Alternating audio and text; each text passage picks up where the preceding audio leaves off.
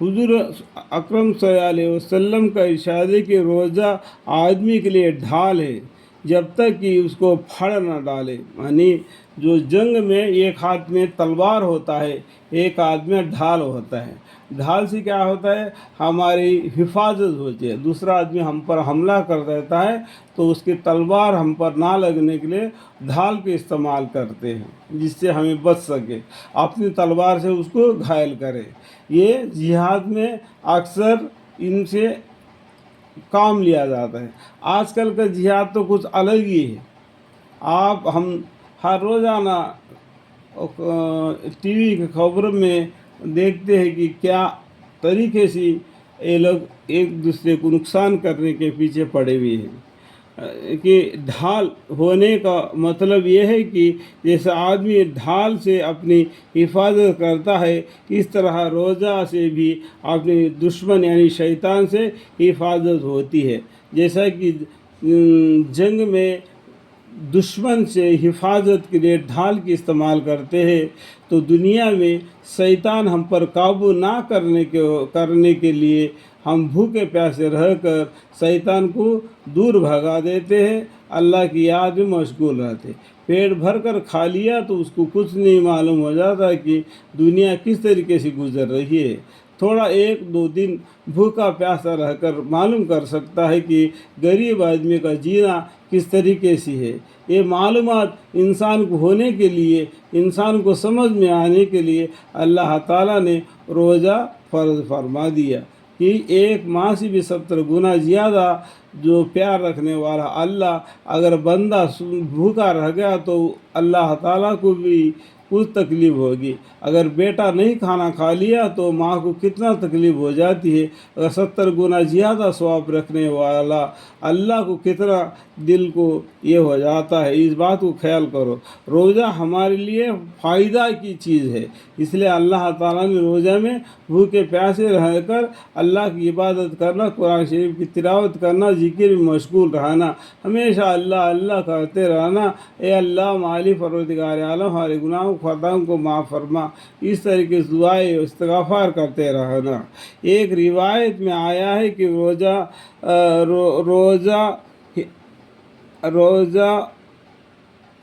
गुआज़त है अल्लाह के अज़ाब से, यानी रोज़ा हिफाजत है अल्लाह की अज़ाब से महफूज होने के लिए। दूसरे यानी रोज़ादार आदमी के रोज़ा अल्लाह को गुस्से को कम कर देती है और उसके ऊपर अज़ाब कम होने को सिफारिश करती है। दूसरी रिवायत में है कि रोज़ा जहन्नम से हिफाजत करती है। जहन्नम क्या है, अल्लाह का गुस्सा, अल्लाह की नाराज़गी है, वो तो जहन्नम में चले जाएगा। इसलिए रोज़ेदार अल्लाह के नाराज़गी में, अल्लाह के गुस्से में ना आ जाता है। इससे जहन्नम से खलासी हो जाती है और जन्नत की बशारत हो जाती है। अल्लाह ताला के लुत्फ़ व करम है, हमारे गुनाहों को ख़ताओं को माफ़ फरमाए। आपकी रहमत से हमारे लिए हमारे बीवी बच्चे, हमारे पूरे ख़ानदान वसीले को आपकी रहमत का साया अता फरमाए। एक रिवायत में मारिज हुआ है कि किसी ने अर्ज़ किया कि या रसूलुल्लाह सल्लल्लाहु अलैहि वसल्लम, अल्लाह रोज़ा किस चीज़ के से पेड़ इसमें फट जाता है, रोज़ा किस चीज़ से फट जाता है। आप सल्लल्लाहु अलैहि वसल्लम ने फरमाया कि झूठ और ग़ीबत से, उन दोनों रियातों में और इस तरह और भी मुतअद्दिद रिवायत में रोज़ा में इस किस्म के अमवार से बचने की ताकीद आई है।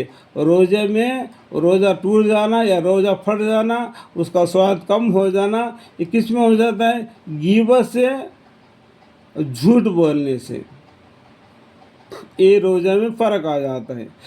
और रोज़ा का गोया जाया कर देना, रोज़े की तरह नहीं रखना। तो रोज़ेदार है, भूखा रह गया तो सब्र करना। लोगों को बोलते नहीं फिरना कि मुझे प्यास लग रही है, मुझे भूख लग रही है, मुझे प्यास लग रही है, मुझे भूख लग रही है।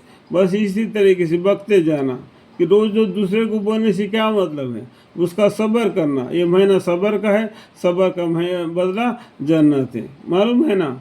इसको करार दिया है कि हमारे इस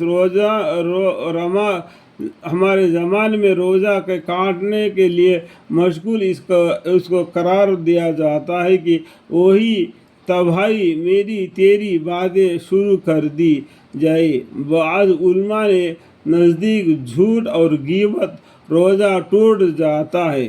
یہ دونوں چیزیں ان حضرات کے نزدیک ایسی ہے جیسے کھانا پینا وغیرہ سب روزہ کو توڑنے والی اشیاء ہے۔